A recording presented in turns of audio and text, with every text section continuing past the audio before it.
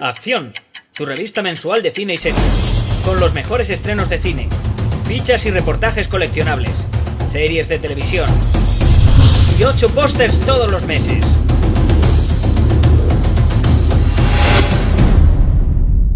Búscala en tu kiosco. Muy buenas amigos y seguidores del canal de Acción Cine, un día más, una nueva videocrítica, en este caso posiblemente una de las películas más esperadas del año. Una de esas películas que sinceramente pues llevan tanto tiempo dando vueltas que uno ya no sabe qué esperar, ni qué pensar, ni por qué camino decantarse. Es el irlandés, evidentemente, lo último de Martin Scorsese, la última película que Scorsese nos ha brindado. Una película que os puedo garantizar que ha sido una experiencia verla en una sala de cine, una experiencia que os recomiendo encarecidamente si podéis ir a verla en una sala de cine. Ya sabéis que se estrena de la mano de Tree Pictures este fin de semana en apenas un puñado de salas. Vengo corriendo, de verdad. Creo que son 45 salas en toda España, y de esas 45 salas hay 3 en Madrid, 5 en Barcelona. Mirad bien en la página web de Tree Pictures y en nuestra noticia, en el enlace que os pondrán por aquí abajo, en la noticia, en qué cines podéis verla, porque el 15 se estrena en cines y el 27 en Netflix, 27 de noviembre. Cines, versión original subtitulada. ¿Y qué nos hemos encontrado con el irlandés? ¿Es para tanto? ¿Ha sido tan volarnos la cabeza? Pues sí. Por una vez, y sin que sirva de precedente, no, por favor, que sirva de precedente, y que sea muchas más veces, el irlandés ha sido todo lo que prometía y algo más.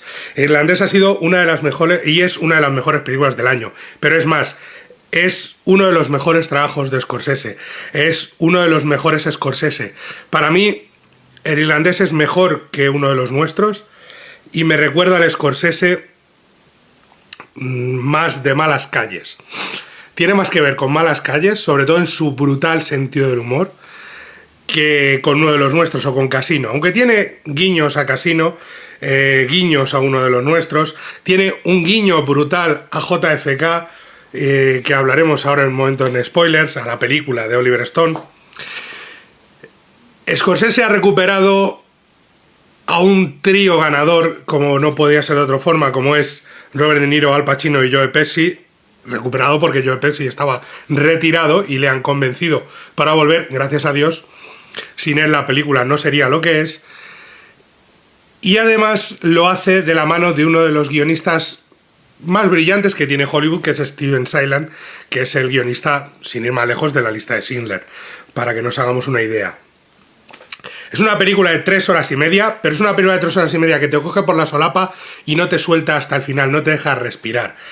No es que sea una película de ritmo trepidante, sino que te absorbe dentro del universo de sus personajes, que te mete dentro del universo que ha conformado en torno a estos personajes, y que te hace partícipe de ello y de ellos, y de su historia, y de sus miserias, y de su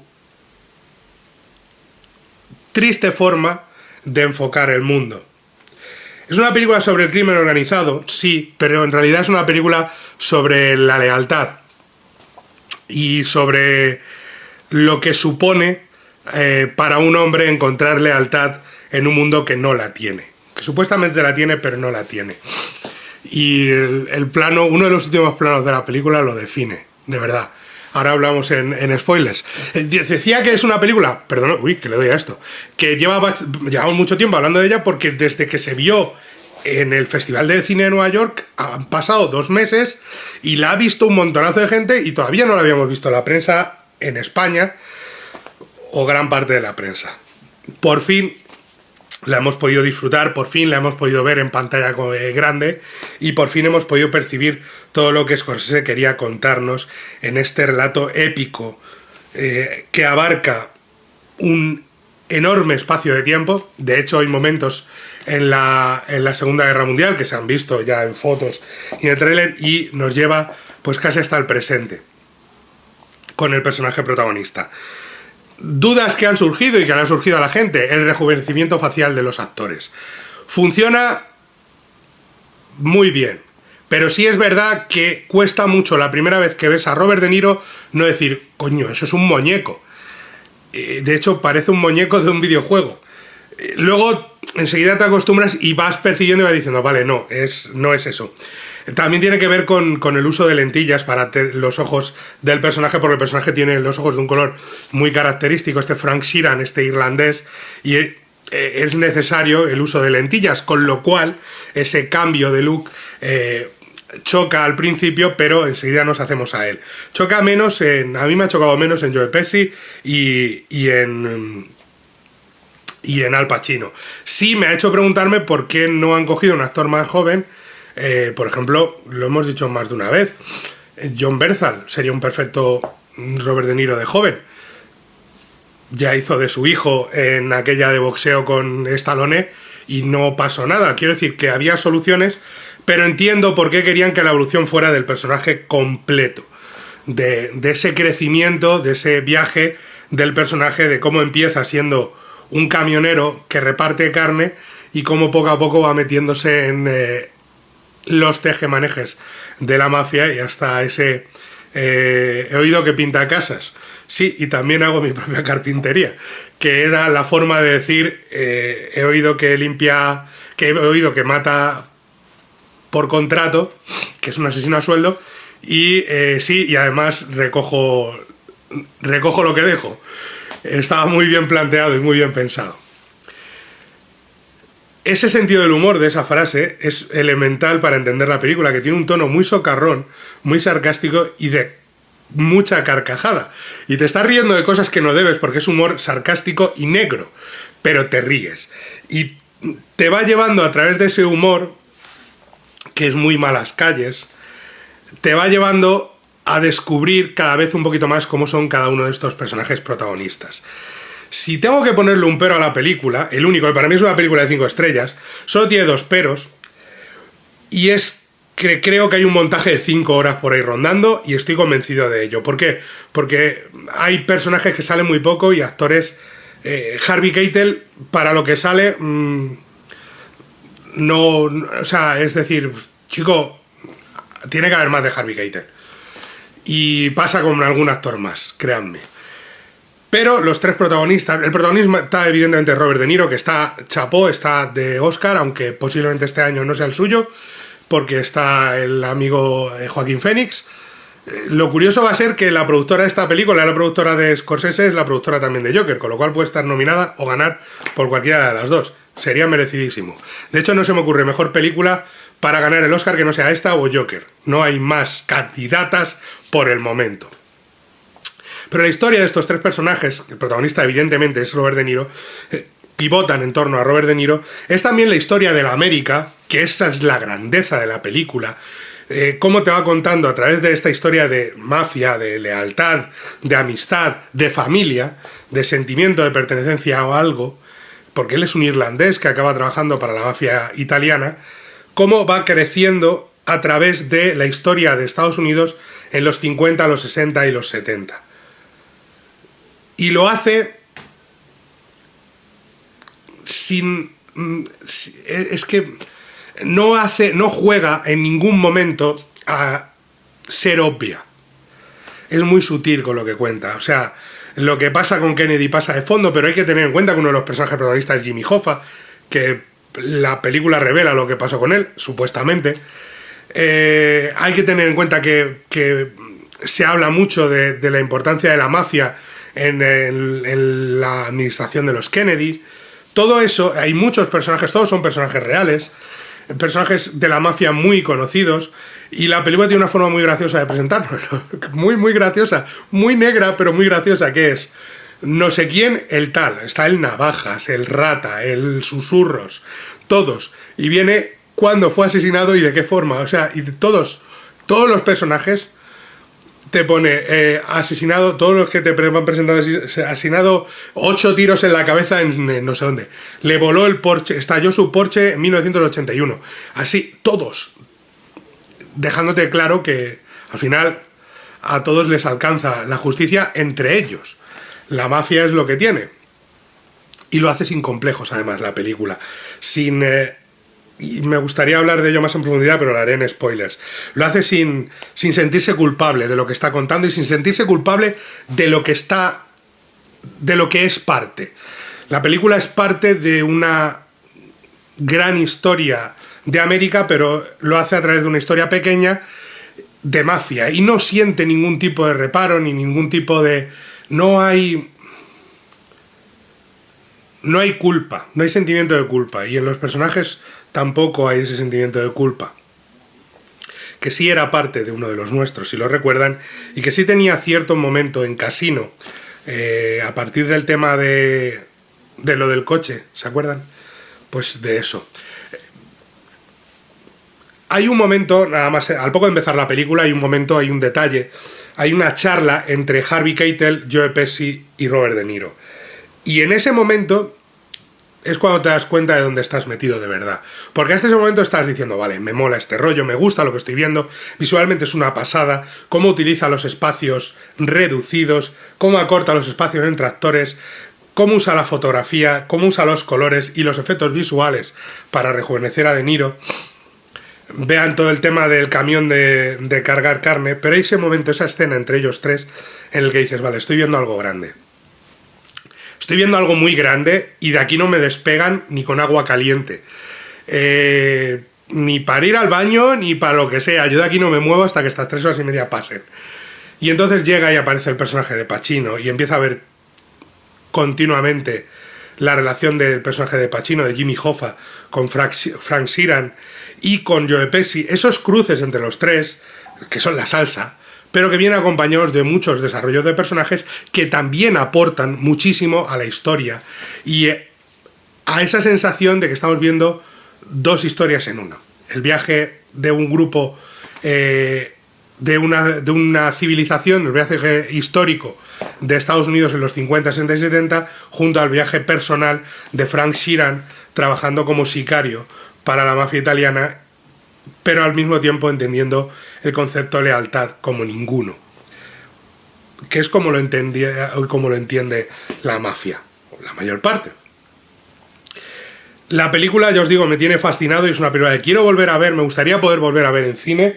No va a ser fácil porque va a estar en tiempo muy limitado, pero sí creo que es una película que quiero volver a disfrutar en una sala de cine porque creo que ofrece detalles que en una primera pasada se te pueden ir de las manos porque tiene tanto que ofrecer, está tan cuidada hasta el mínimo punto y coma que hay cosas que se te pueden ir de las manos y que puedes no entenderlas o no apreciarlas. Por ejemplo, fíjense la de veces que repite el personaje de Al Pacino un taco y por qué lo repite. Fíjense la de veces, las distintas interpretaciones. El tono que tiene Pesci es totalmente distinto al de De Niro porque su personaje es mucho más contenido, apagado, reservado, observador, callado. No es un tío que hable mucho, es un tío que actúa, pero es un tío sobre todo que cuando habla es por un motivo y sus diálogos suelen ser casi tímidos, como una persona que siente que hay mucha gente de poder a su alrededor y que él no es parte de eso. Y hay un diálogo al respecto de somos hermanos. Bueno, vosotros sois hermanos, yo no me voy a meter, yo no voy a asumir en ningún momento que soy hermano de esta gente, soy un invitado en esta casa, que es sensacional. ¿Cómo maneja eso con la interpretación explosiva de Pacino, de ese Jimmy Hoffa, que al parecer era así, que era un tipo que de repente le daba un arrebato de ira, se ponía a gritar a todo el mundo y que tiene mucho de ese orador público que era Jimmy Hoffa, de ese vendaval que era el personaje y la persona, y al mismo tiempo ese poder en la sombra que era el personaje de Russell, de ese jefe de la mafia, que era el interpretado por Joe Pesci, y cómo se mueve en su camino a la vejez. Lo que nos lleva a la zona de spoilers, que voy a entrar ya para poder mencionar todos los datos que quiero, aunque son hechos históricos, pero no quiero destrozarlos, así que spoilers. Spoilers por doquier. Spoilers por todas partes, así que por favor, mucho cuidado porque empiezan los spoilers. Les mencionaba el tema de Joe Pesci, de Niro y de Pacino, Porque no todos los personajes acaban muriendo de forma violenta, pero acaban en prisión. Y para ellos no sé qué es peor. Entonces, ver cómo poco a poco el personaje de Joe Pesci, cómo está construido y cómo en la cárcel se va desvaneciendo, se va convirtiendo en un muñeco de trapo. Marca, porque has vivido con ese personaje que era lo que era, pero que entendía. Todos los personajes se marcan por una palabra que a día de hoy parece que se nos ha olvidado muchas veces, que es la lealtad. Todos los personajes son leales a sí mismos, sí, pero sobre todo leales entre ellos. Hoffa no puede entenderse sin la lealtad que sentía por Frank Sheeran. Y tampoco puede entenderse el personaje de Russell sin la lealtad que sentía hacia él Frank, o sin la lealtad que que él le profesaba a Frank, que le salvó en más de una ocasión de algún problema, de verdad. Esto no es solamente una situación en la que yo dé y yo... No. Todos los personajes están implicados en esa situación. Y eso nos lleva a que la película explica que Frank Sheeran, no sé si en el libro de Charles Brand, en el que está basado la película, lo cuentan así, o si hay detalles reales para revelar que fue Frank Sheeran quien mató a Jimmy Hoffa y luego el cadáver se quemó. Y ya está. Y ahí acaba uno de los grandes misterios de la América reciente. ¿Qué pasó con Jimmy Hoffa? Pues fíjate, eso es lo que pasó con Jimmy Hoffa. Y así lo deja la película. Y lo deja bien claro. No lo esconde y demás. ¿Es real? ¿No es real? Tampoco juega eso la película. La película lo que juega es que ese sentimiento de lealtad se lleva hasta el punto de que cuando, a punto de morir, ya muy mayor, le vienen a pedir a Frank Sheeran que cuente lo que le pasó a Jimmy Hoffa, el FBI, y que lo diga por la familia, por los hijos, porque ya no van a culpar a nadie. Es solamente para revelar la verdad y que la familia y los hijos lo sepan. Porque no hay nadie vivo, han muerto todos. Todos los que estaban con él en aquel momento murieron. Alguno hasta lo mató él. Y alguno murió de viejo, muy pocos. Hay uno que es genial, que el cartel pone: le caía bien a todo el mundo. Murió de viejo a los 80 años. Es uno solo, todos los demás es un tiro, dos... Pero de los personajes secundarios. Los protagonistas tienen otro camino, evidentemente. Pero incluso en ese momento, él se niega. Él le dice al FBI: no sé de qué me está hablando, porque tiene esa lealtad que le hizo dejar casi de lado a su familia y ser un mal padre por seguir siendo leal a la mafia. Leal a la gente que le hizo ser algo, aunque traicionase a Jimmy Hoffa al final, que era su mejor amigo, que era alguien con quien compartía habitación de hotel, alguien que eran inseparables durante un tiempo. Fue, según el propio Sheeran, fue la primera persona que le dio un valor real al trabajo y a la presencia de Frank Sheeran en el mundo, que es cuando le hace presidente de uno de los del sindicato de camioneros, de uno de los grupos, le hace que presidente, algo que él no esperaba, que nadie le diera valor a lo que él hacía, porque era un sicario, era un soldado que venía, que había sido camionero y que trabajaba ayudando y tal, hasta que se convierte en sicario, porque no le queda más remedio, porque comete un error, una imprudencia, y la única forma que queda de salir de ahí es limpiar el destrozo que ha hecho. Es tan grande la película que podría tirarme hablando horas de ella. Ese final en el que, repito, mantiene la lealtad, pero sobre todo el plano final en el que le dice al cura, cuando se está confesando con el cura, para que entendáis lo que me refiero, que no hay remordimientos. Él no siente lo que ha hecho, él no siente... Él ha matado a gente pues porque era lo que había que hacer.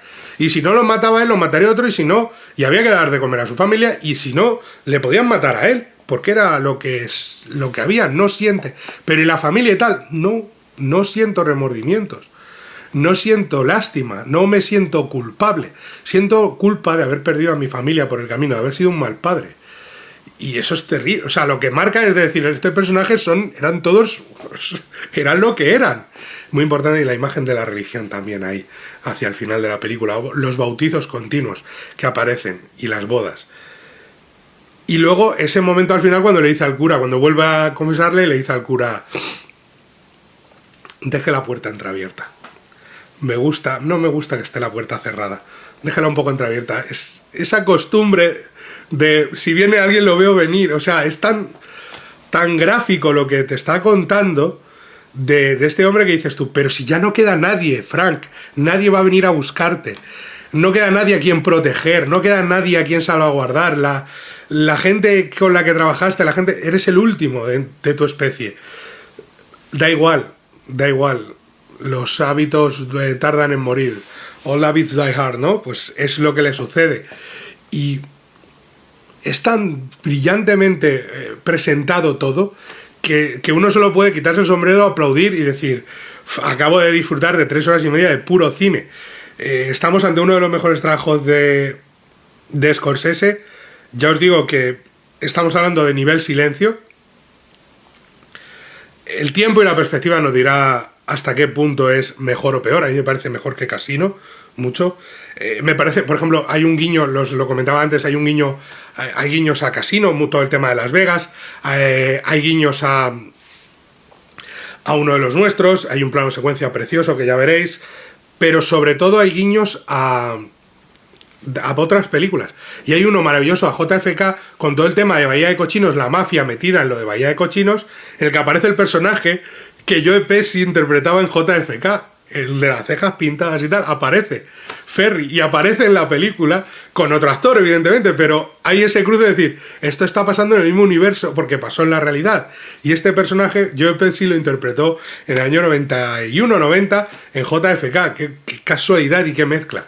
Todo eso está perfectamente hilvanado para darnos, lo dicho, una de las mejores películas del año, una de las películas más potentes que yo recuerdo, una de las mejores películas de Scorsese, ojito a lo que estamos diciendo ahí, y para mí una auténtica maravilla, que está ahí.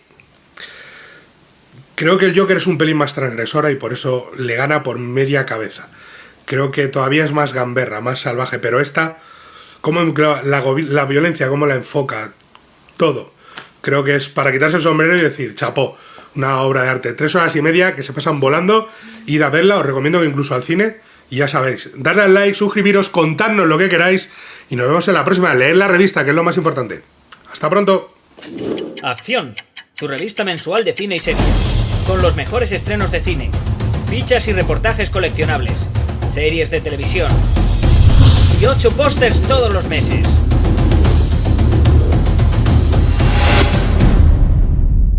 Búscala en tu kiosco.